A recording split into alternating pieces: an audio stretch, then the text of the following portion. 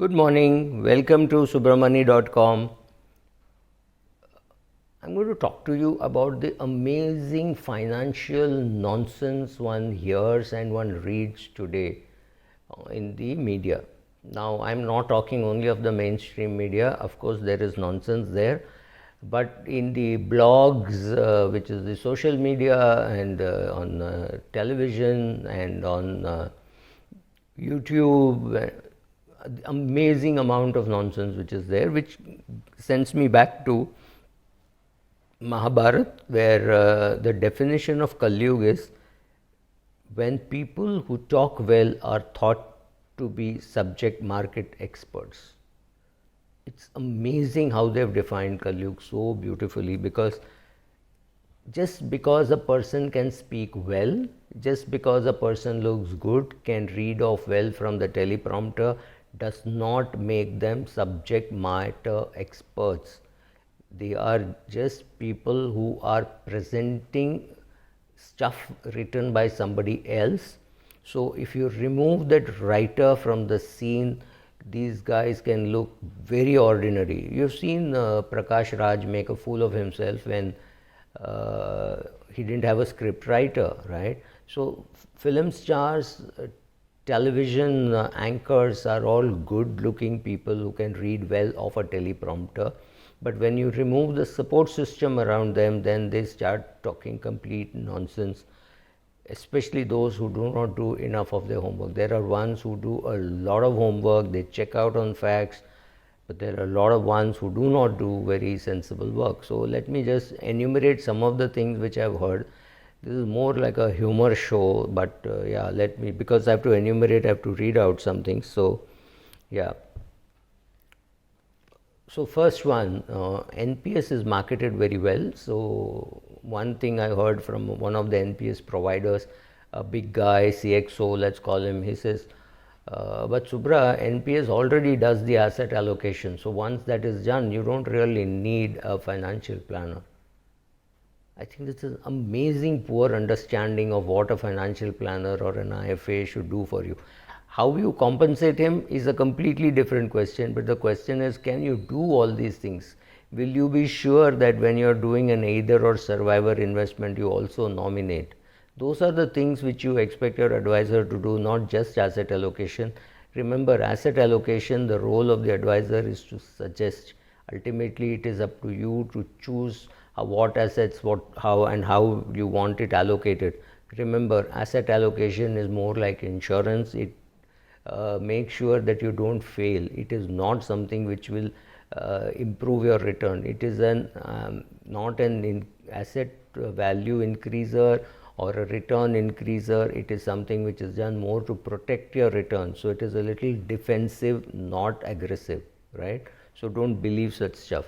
Then right now you've gone through a tremendous amount of pain in the market, in the sense that last 5-6 years SIP returns are also perhaps in the negative. At least it was so before the market went up again. So at this time you will hear articles or you will read about saying how PPF is better than equity, and how if you had put money in PPF, at least you would have got this kind of a return. And I am not talking of small 5,000 rupee SIP clients. I am talking of very big clients who had put money in equity. They had not put their own money, they had put the trust money, right? So in 2016, when they invest, they tell you broad things like, oh, I will not look at it for 10 years. Then that trustee goes away, and another bunch of trustees say, no, no, no, in equity markets there is too much risk.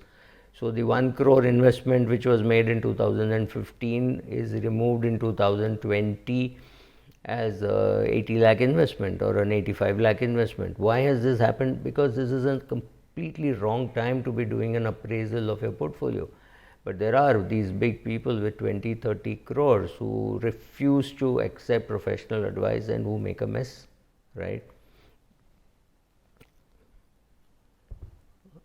This is another amazing thing which I heard at a recent party with a lot of army people, and says mutual funds are not suitable for senior people and for army people. From where do you get such, how do you make such statements? I do not know. So let me Let me tell you some more of such things. Uh, if all your shares are in Demat, you don't have to worry because there can't be a fraud in the Demat account. Did you remember to see the latest Karvi case? What had happened? Right, so which means you don't understand, you keep your mouth shut. If in a Demat account also you need to be careful.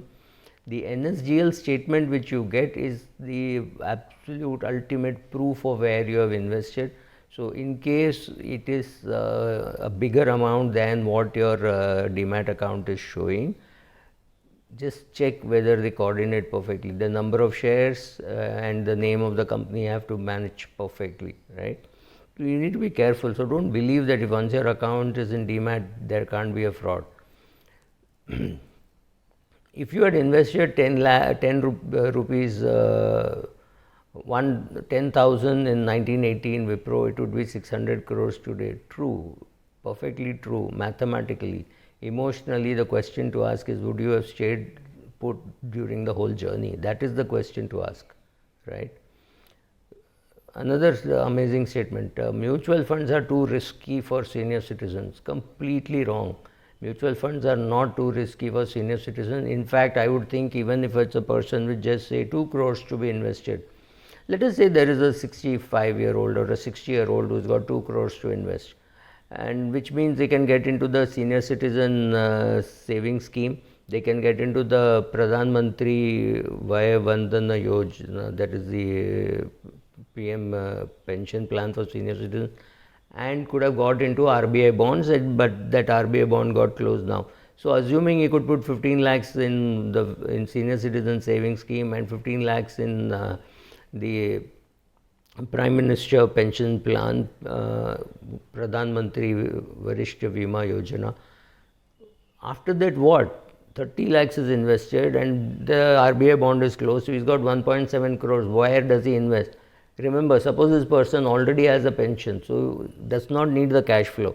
30 lakhs is gone, 1.7 crores. 1.7 crores should go into debt mutual fund.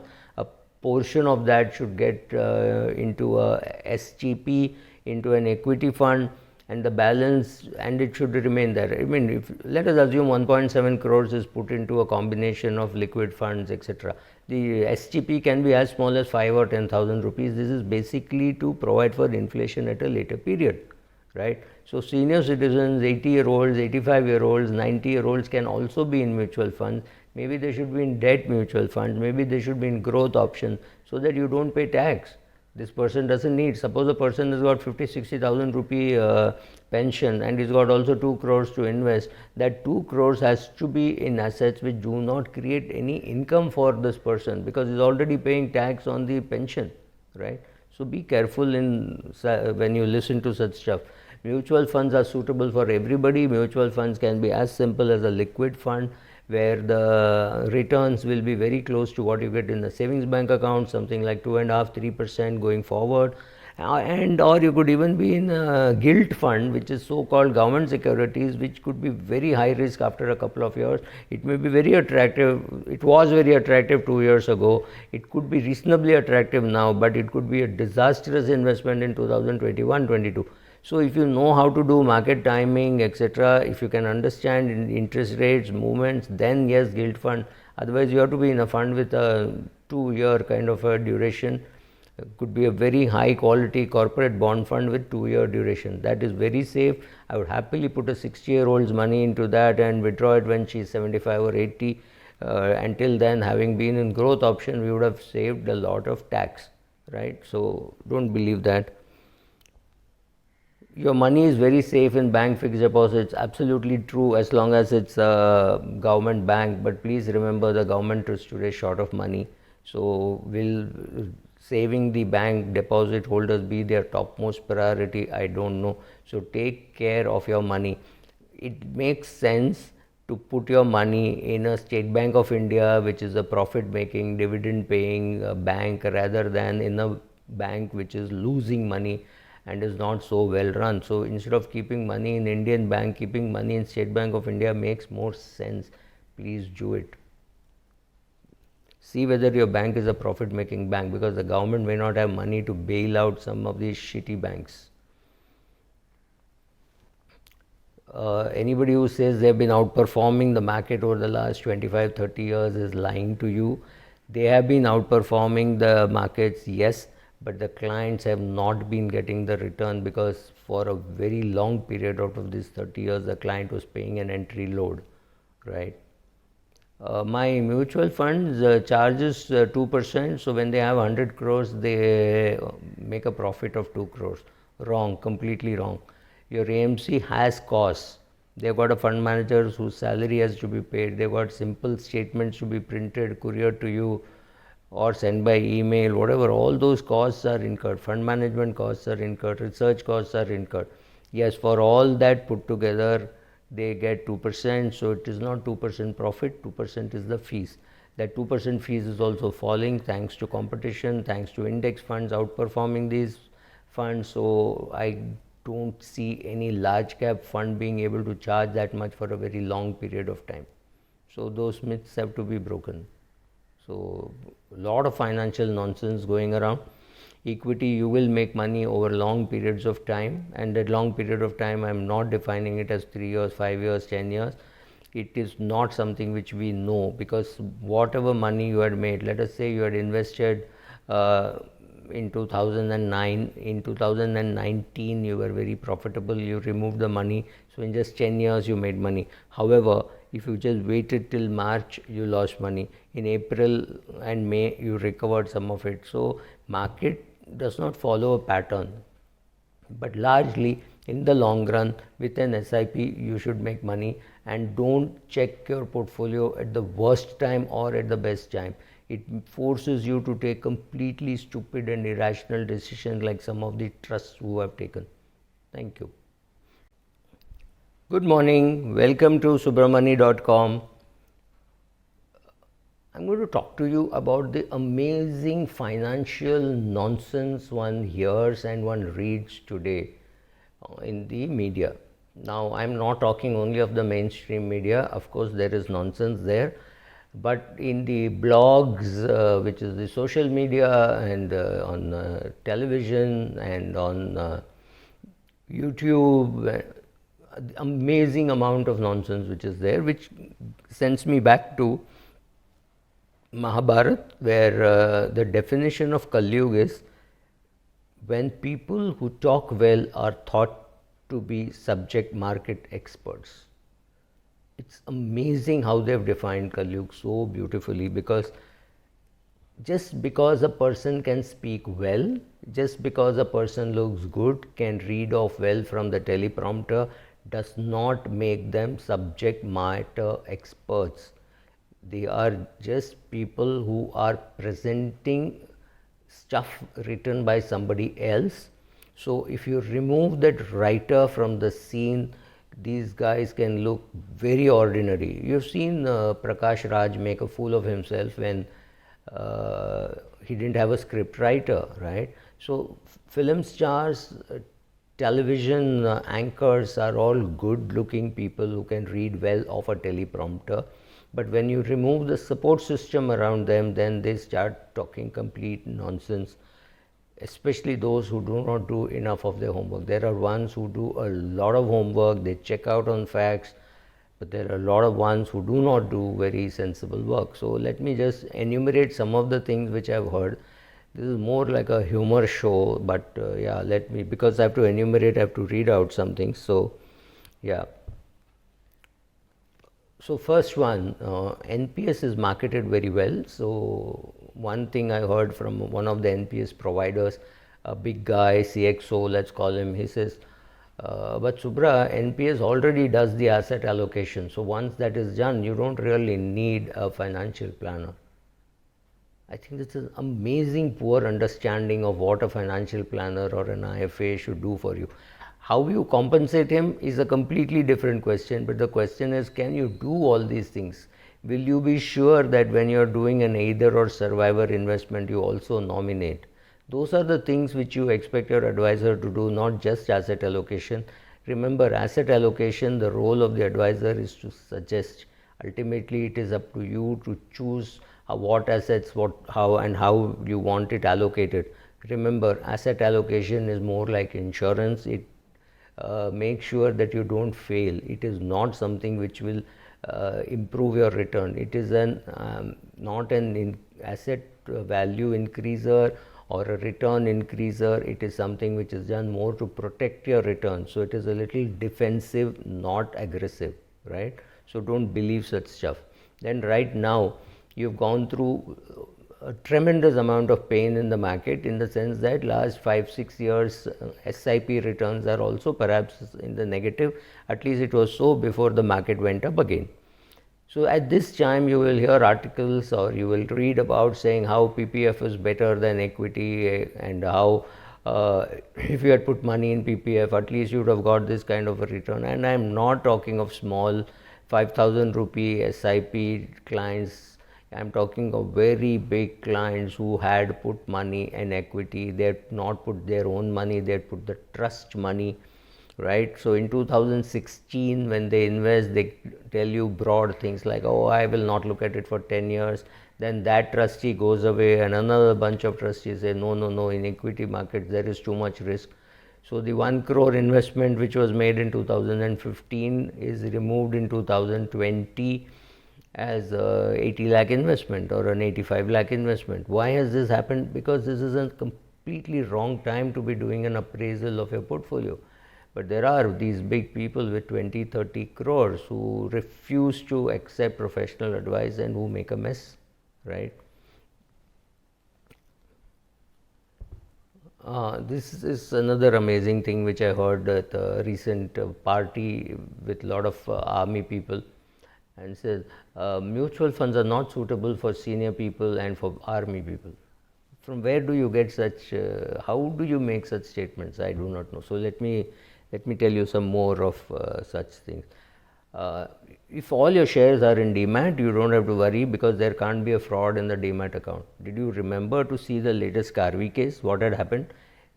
Right? So which means you don't understand, you keep your mouth shut. If in a Demat account also you need to be careful.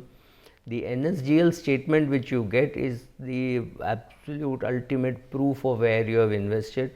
So in case it is a bigger amount than what your Demat account is showing, just check whether they coordinate perfectly. The number of shares and the name of the company have to match perfectly, right? You need to be careful. So don't believe that if once your account is in Demat, there can't be a fraud. If you had invested 10 rupees, 10,000 in 1918 Wipro, it would be 600 crores today. True, perfectly true, mathematically. Emotionally, the question to ask is, would you have stayed put during the whole journey? That is the question to ask, right? Another amazing statement, mutual funds are too risky for senior citizens. Completely wrong. Mutual funds are not too risky for senior citizens. In fact, I would think even if it's a person with just say 2 crores to be invested, let us say there is a 65-year-old or a 60-year-old who's got 2 crores to invest, and which means they can get into the senior citizen saving scheme. They can get into the Pradhan Mantri Vaya Vandana Yojana, that is the PM pension plan for senior citizens, and could have got into RBI bonds, but that RBI bond got closed now. So assuming he could put 15 lakhs in senior citizen saving scheme and 15 lakhs in the Prime Minister pension plan, Pradhan Mantri Varishta Bima Yojana. After that, what? 30 lakhs is invested and the RBI bond is closed, so he's got 1.7 crores. Where does he invest? Remember, suppose this person already has a pension, so does not need the cash flow. 30 lakhs is gone, 1.7 crores. 1.7 crores should go into debt mutual fund. A portion of that should get into a SGP, into an equity fund, and the balance, and it should remain there. I mean, if let us assume 1.7 crores is put into a combination of liquid funds, etc. The SGP can be as small as 5 or 10,000 rupees. This is basically to provide for inflation at a later period, right? So senior citizens, 80-year-olds, 85-year-olds, 90-year-olds can also be in mutual funds. Maybe they should be in debt mutual funds. Maybe they should be in growth options, so that you don't pay tax. This person doesn't need. Suppose a person has got 50-60,000 rupee pension and he's got also 2 crores to invest. That 2 crores has to be in assets which do not create any income for this person, because he's already paying tax on the pension, right? So be careful when you listen to such stuff. Mutual funds are suitable for everybody. Mutual funds can be as simple as a liquid fund, where the returns will be very close to what you get in the savings bank account, something like 2.5-3% going forward. And or you could even be in a gilt fund, which is so called government securities, which could be very high risk after a couple of years. It may be very attractive. It was very attractive 2 years ago. It could be reasonably attractive now, but it could be a disastrous investment in 2021-22. So if you know how to do market timing, etc., if you can understand interest rates, movements, then yes, gilt fund. Otherwise, you have to be in a fund with a 2-year kind of a duration. Could be a very high quality corporate bond fund with 2-year duration. That is very safe. I would happily put a 60-year-old's money into that and withdraw it when she is 75 or 80. Until then, having been in growth option, we would have saved a lot of tax, right? So don't believe that. Your money is very safe in bank fixed deposits. Absolutely true, as long as it's a government bank. But please remember, the government is today short of money.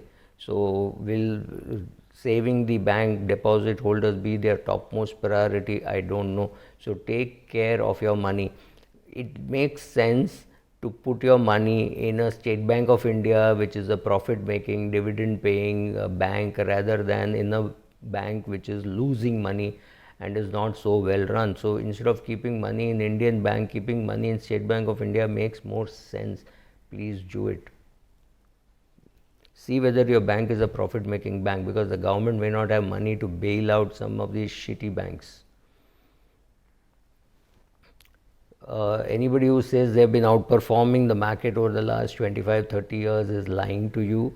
They have been outperforming the markets, yes, but the clients have not been getting the return, because for a very long period out of these 30 years, the client was paying an entry load, right? My mutual funds charges 2%. So when they have 100 crores, they make a profit of 2 crores. Wrong, completely wrong. Your AMC has costs. They've got a fund manager whose salary has to be paid. They've got simple statements to be printed, couriered to you, or sent by email, whatever. All those costs are incurred. Fund management costs are incurred. Research costs are incurred. Yes, for all that put together, they get 2%. So it is not 2% profit, 2% is the fees. That 2% fees is also falling thanks to competition, thanks to index funds outperforming these funds. So I don't see any large cap fund being able to charge that much for a very long period of time. So those myths have to be broken. So a lot of financial nonsense going around. Equity, you will make money over long periods of time, and that long period of time, I am not defining it as 3 years, 5 years, 10 years. It is not something which we know, because whatever money you had made, let us say you had invested in 2009, in 2019 you were very profitable, you removed the money, so in just 10 years you made money. However, if you just waited till March, you lost money. In April and May, you recovered some of it. So market does not follow a pattern, but largely in the long run with an SIP you should make money. And don't check your portfolio at the worst time or at the best time. It forces you to take completely stupid and irrational decisions like some of the trusts who have taken. Thank you.